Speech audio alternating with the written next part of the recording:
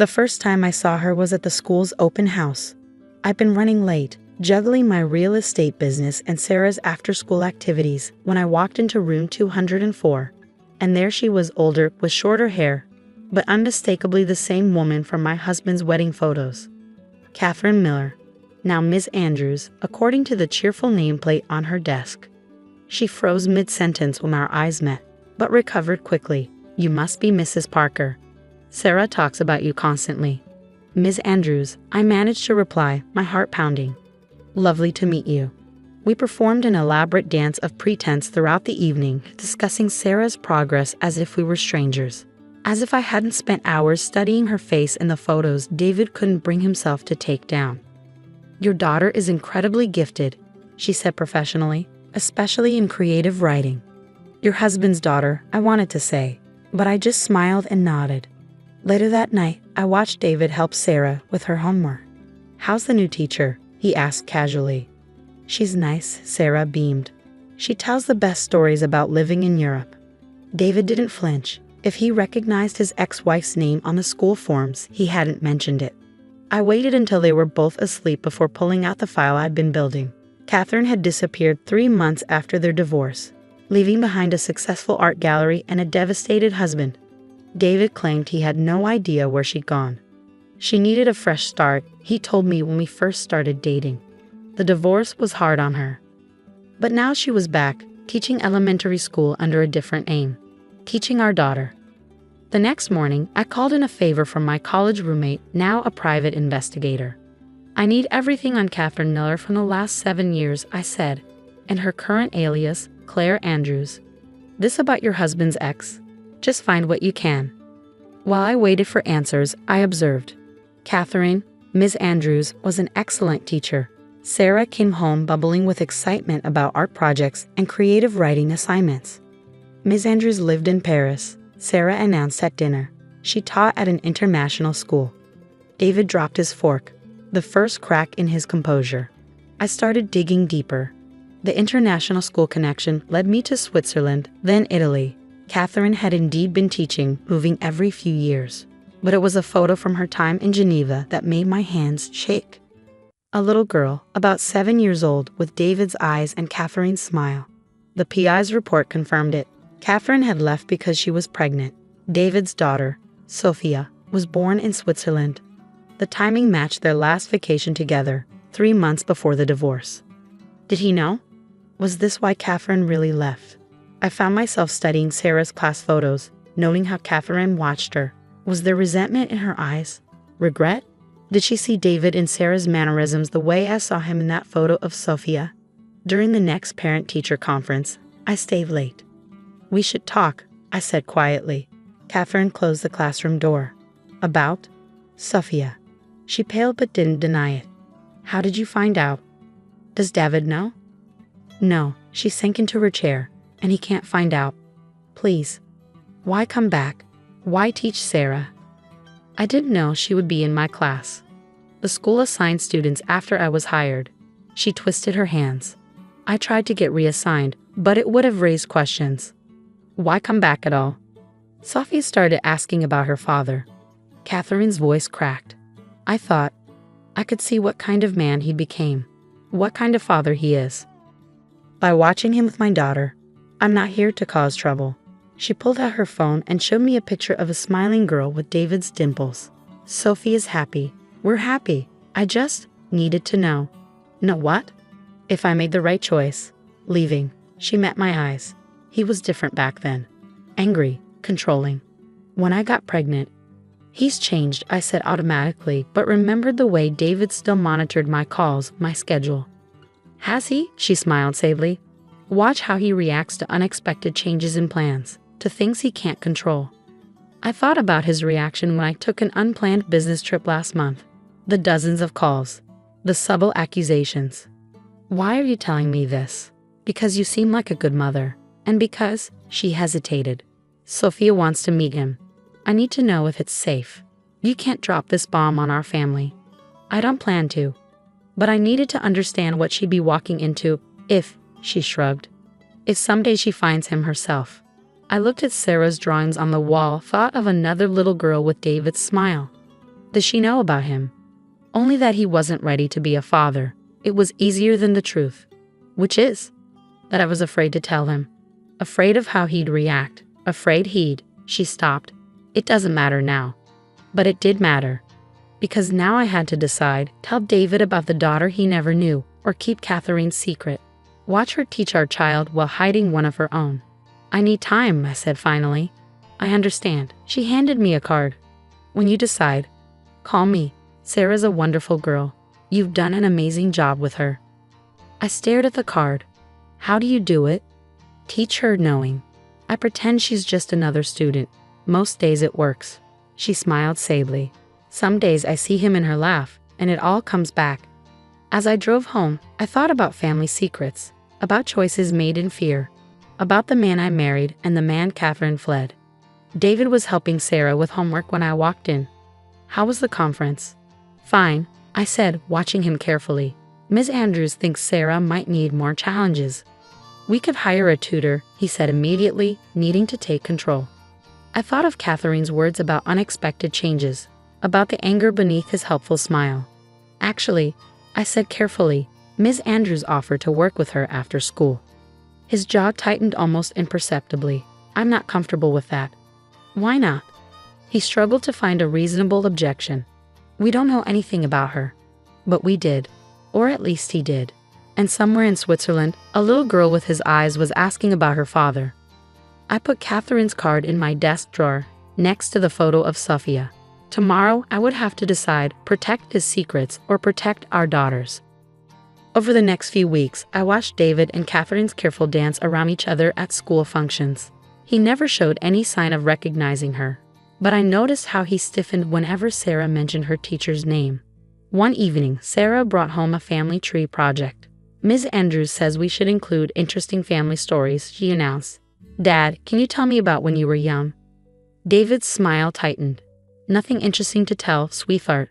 Focus on Mom's side. Later that night, I found him in his study, burning old photographs. Spring cleaning? I asked casually. Just clearing out clutter. But I glimpsed Catherine's face in one of the burning images. The next day, I stayed after school again. He's destroying evidence of you, I told Catherine. He knows. She paled. I should resign. Tell me the real reason you left. She sat heavily at her desk. I found his journals. Pages and pages about controlling me, monitoring me. When I discovered I was pregnant, she twisted her hands. I saw what he wrote about children, how they should be shaped, molded. I couldn't let him do that to my baby. And now? Sophia is artistic, free-spirited. Everything he tried to suppress in me. She deserves to stay that way. I thought about how David micromanaged Sarah's schedule, her friends, her activities. Sarah's art class is her favorite, I said slowly. He keeps trying to replace it with extra math tutoring. History repeats. Catherine pulled out a worn notebook. I kept evidence back then, just in case. Here. The journal entries made my blood run cold. Detailed plans for controlling every aspect of this future children's lives. Pages about Catherine's defiance in pursuing art. Does Sarah ever mention feeling trapped? She asked carefully. I remembered Sarah's tears last week when David canceled her art club membership. She's starting to. I'm not here to interfere, Catherine said. But watching him with her, it's like seeing my past repeat itself. Why teach? Why not just observe from a distance? Because I couldn't. Her eyes filled with tears. Seeing Sarah struggle with the same pressures, I thought maybe I could give her what I never had, someone who understands. My phone buzzed. David checking why I was late. He tracks your phone, doesn't he? Catherine asked quietly. I nodded. He tracked my car, my calls, my friends. It starts small. That night, I watched David help Sarah with homework, noticing things I'd overlooked. How he erased her answers to redo them the right way. How she looked to him for permission before speaking. Dad, Sarah asked hesitantly, can I join the school art show?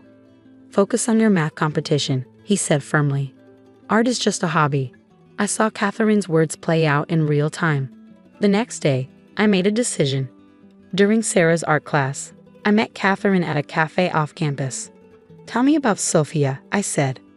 Her face lit up as she pulled out photos. She's in advanced art classes. writes poetry. She's everything I hoped she'd be, growing up without. She trailed off. Without control, I finished. Yes, she studied me. You're seeing it now, aren't you? The patterns. Sarah's getting worse grades in his important subjects. Having anxiety attacks before his weekly tests. She's 10 and she's drowning. Like I was. Catherine touched a photo of Sophia painting, like she never had to be. What do you want, Catherine? I want Sophia to know her sister. I want Sarah to know there's another way to live. I'm not trying to destroy your marriage, but we need to protect our daughters. She nodded. Does Sophia ask about him? Sometimes. I told her he wasn't ready for children. Better than saying he would have tried to change everything about her. I made my second decision of the day. Help me help Sarah, not just in class, but really help her. How? Be the teacher who shows her another path, like you're doing for Sophia. He'll notice. Let him. I straightened my shoulders. Maybe it's time someone challenged his control. That evening, Sarah showed me her latest art project, a vibrant, chaotic painting nothing like her usual careful work. Ms. Andrews said it's okay to make mistakes in art, she said, watching my reaction nervously. That sometimes mistakes make the best creations. David would hate it. It was perfect. It's beautiful, I said. How about we hang it in your room? Her smile was worth everything that would come next. Later, I found David adding more enrichment activities to Sarah's schedule. I'm signing her up for coding classes, he announced. 3 evenings a week. No, I said simply. He looked up startled. Excuse me? She's keeping her art classes, and the painting stays. She needs structure, guidance. She needs freedom to be herself. His face darkened, the look Catherine must have seen 7 years ago. I'm her father. I know what's best. Like you knew what was best for Catherine's baby. The words hung between us. His face went white. How long have you known? He whispered. Long enough to understand why she left. I met his eyes. Long enough to know I won't let Sarah's spirit be crushed the same way.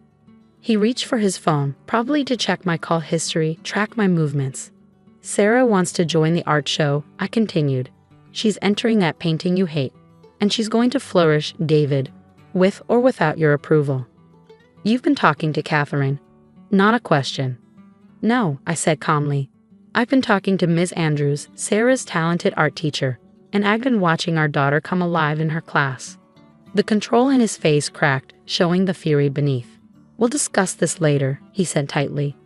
But we wouldn't, because tomorrow, Sarah would meet her art teacher for special after-school lessons, and someday when the time was right, she'd meet her sister too. I closed the door to his study, leaving him with his schedules and controls. In my purse, Catherine's journal held the truth he couldn't erase.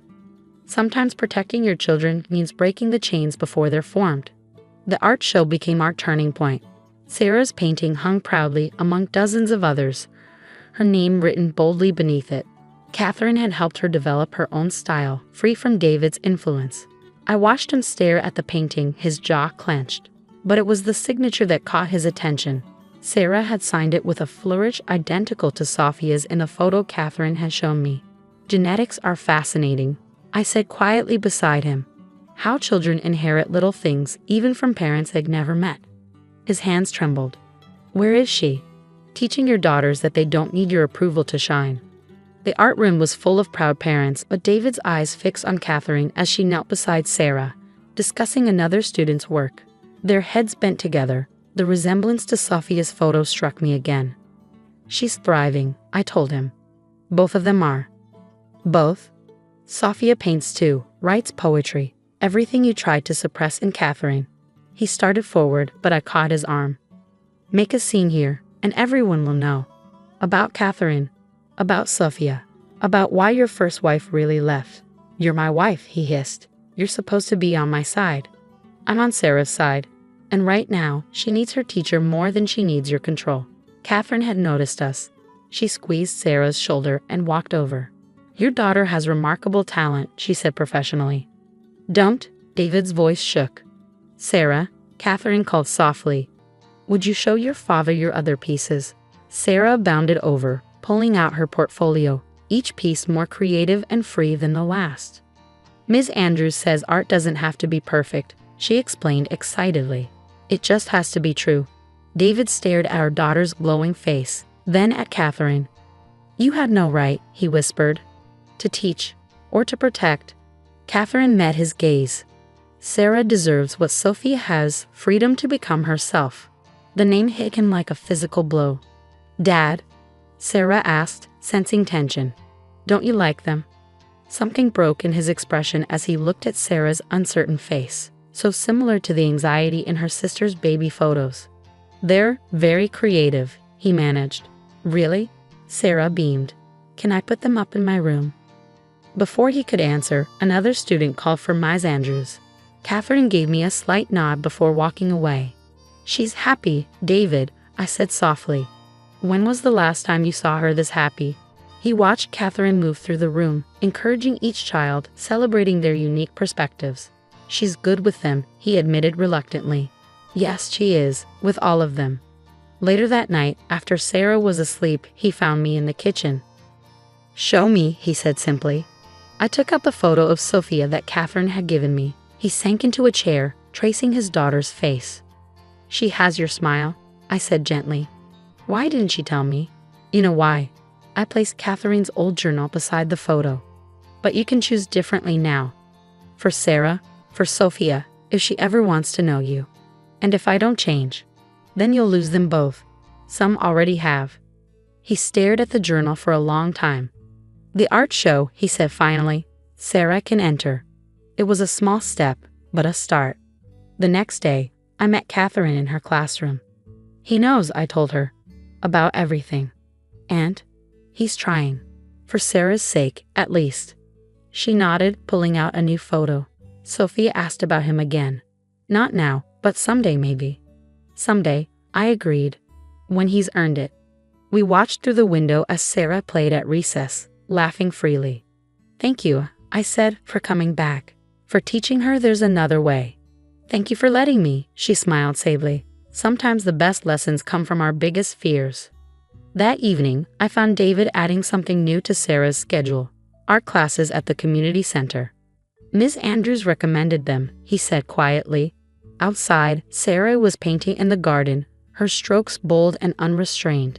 In Switzerland, her sister was probably doing the same.